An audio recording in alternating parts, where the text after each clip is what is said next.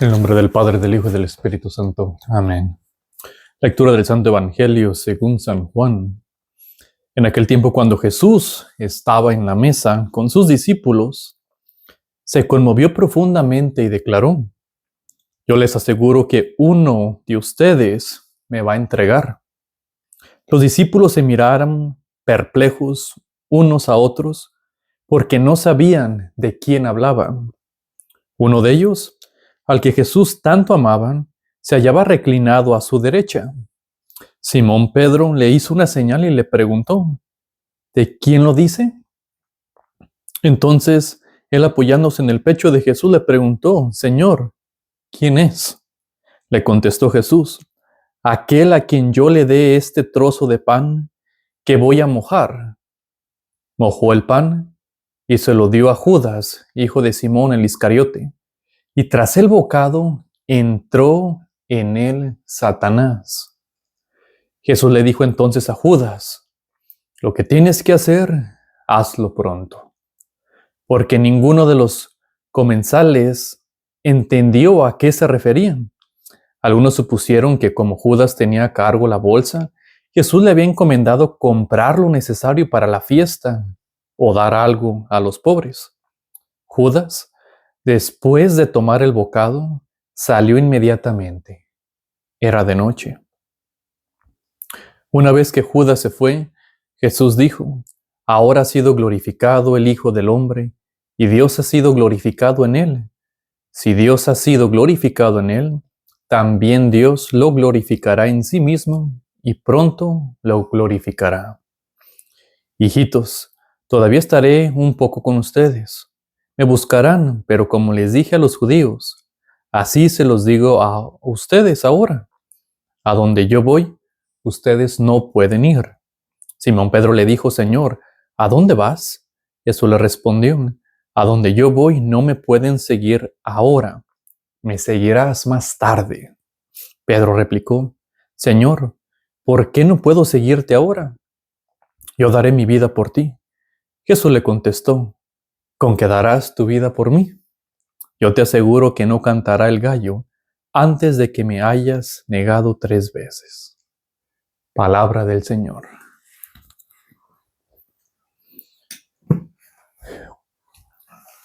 Hoy en este Evangelio, Jesucristo estaba sentado con sus discípulos en la mesa y empieza a hablar sobre su pasión, empieza a hablar que uno de ellos, lo iba a traicionar. Entonces Pedro le dijo al discípulo que Jesús tanto amaba, que es Juan, que estaba sentado literalmente al lado de Jesucristo. Le dice Pedro a Juan: pregúntale quién es. Y Juan le pregunta que quién era aquella persona que lo iba a traicionar. Y Jesucristo no les da el nombre, pero les da una señal. Aquella persona a quien yo le dé este pedazo de pan que voy a mojar y se lo dé y se lo coma, ese es el que me va a traicionar. Y en ese momento lo mojó y se lo dio a Judas. Y dice que en ese momento que Judas tomó el pedazo de pan y se lo comió, también entró adentro de él Satanás. Y después Jesucristo le dice: Judas, lo que vayas a hacer, hazlo ya. Y ya empieza a hablar sobre su glorificación, que está hablando sobre la muerte, esa muerte que iba a tener en la cruz. Y aquí viene la pregunta: ¿por qué los discípulos, especialmente Pedro y Juan, bueno, todos, pero especialmente ellos dos, no pudieron entender en ese momento que era Judas?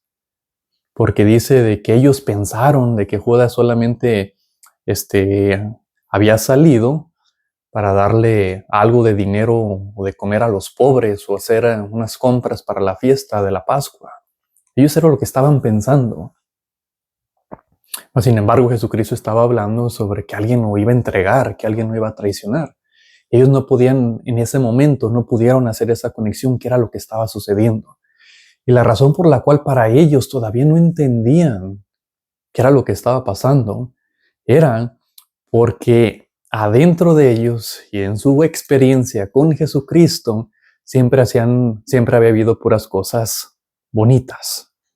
Habían visto a Jesucristo ser transfigurado, lo habían visto a Jesucristo sanar enfermos, habían visto a Jesucristo liberar a personas que tenían demonios, habían visto a Jesucristo multiplicar los panes, habían visto a Jesús caminar sobre las aguas y en fin, muchísimos milagros que hizo.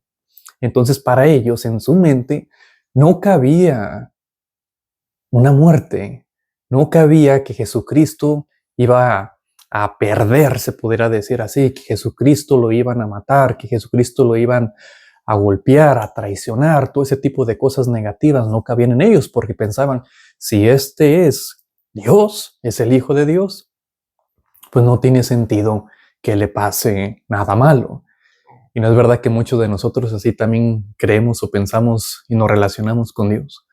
Pensamos que simplemente porque seguimos a Jesucristo, porque creemos en Dios que es todopoderoso, muchas veces no cabe en nuestra mente que pueda venir una prueba, un cáliz, un momento duro en nuestras vidas.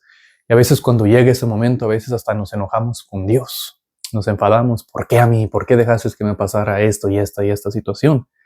Y la realidad es de que hay esta parte donde aquella persona que quiera seguir a Jesucristo se va a tener que enfrentar con lo mismo que Jesucristo se enfrentó y con lo mismo que los discípulos después se tuvieron que enfrentar.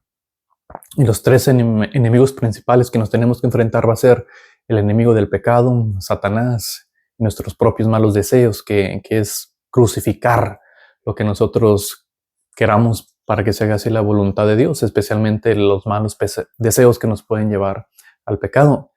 Entonces, esto es una realidad muy cierta del catolicismo, de aquellas personas que queremos seguir a Jesucristo. Esto va a pasar. O sea, va a suceder. Este sufrimiento o esa cruz va a ser necesaria para nuestra salvación. Y a lo que me estoy refiriendo es para borrar nuestros pecados.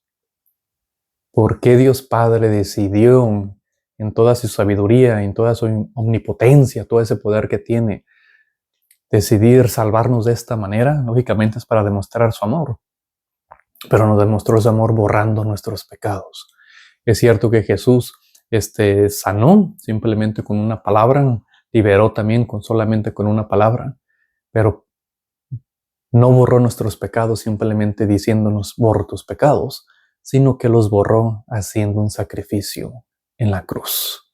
Entonces Jesucristo tuvo que enfrentarse a todo lo que es el problema del pecado, de la injusticia, de la traición, de la negación, de escupirlo en la cara, de todo el enojo de Satanás. Hay una persona a la cual estaba platicando una vez y me decía de que se sentía muy contento simplemente estar en oración en su casa, en su cuarto, ir a la iglesia.